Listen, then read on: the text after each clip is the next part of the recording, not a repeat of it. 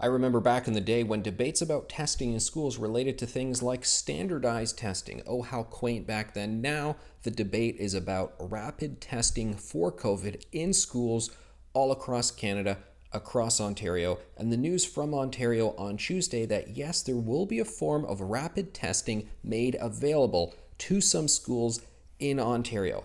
And I think it's kind of a middle ground from what a lot of people were asking for, because you had people saying, don't put a test anywhere near my kids, don't want it to happen. Well, for those people, I will tell you, voluntary, that's the key word here in this program.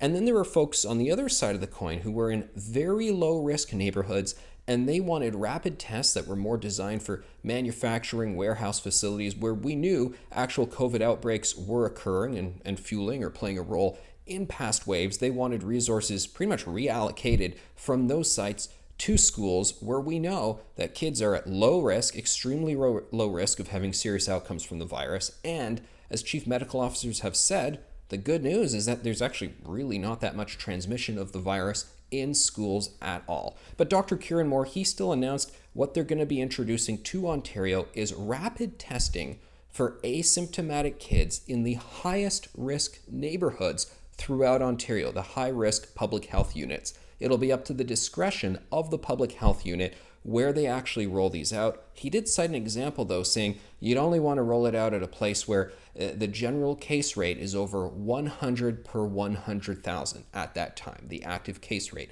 He pointed out that, for example, Toronto is well below that number.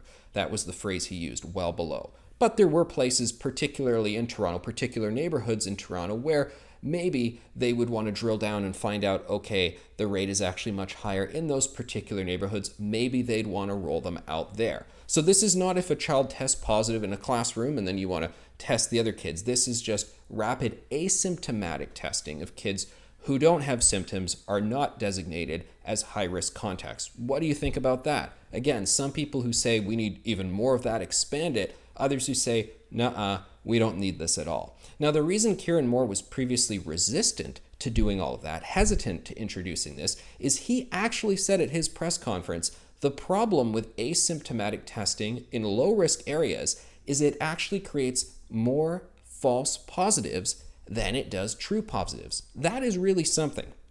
Kieran Moore reiterating that thankfully one of the silver linings, I guess, of the past year and a half is that they have learned that COVID-19 not as serious as in kids as it is in adults. Many pediatricians have said, look, the good news is it is less severe than the flu when it comes to children. So can we use that information to go and have policies that allow kids to pretty much get on with their lives, leave our kids alone? Now, one idea that's been explored before, I've written a column about it, the idea of test to stay. So right now, if you're told that your kid has someone in their cohort, in their class, who had tested positive for COVID, even if they didn't acquire it in the classroom, but that they got it from their parents or what have you, that entire cohort is sent home, dismissed for 10 days, lots of family disruption, lots of chaos, and a lot of families dread getting that notice. And even if you do test negative, you still have to stay home for quite some time. Test to Stay is a project that it varies depending on how it's implemented, but it's been rolled out in many places, various places across the United States, as diverse as California and Florida in terms of politics and political approaches. What Test to Stay is okay, you get the notification that one kid in class is tested positive for COVID. Well, okay, you rapid test the class. All right, everybody's negative, everybody stays. Nobody goes home. You don't miss a single day of school. And then they do test them again a few days later because generally there's that period where you're not sure, maybe it won't show up for a couple days. So they do that again and then, okay, everybody's negative, everybody stays, or the one person who's positive, they go home and so forth. So it ends all of the disruption.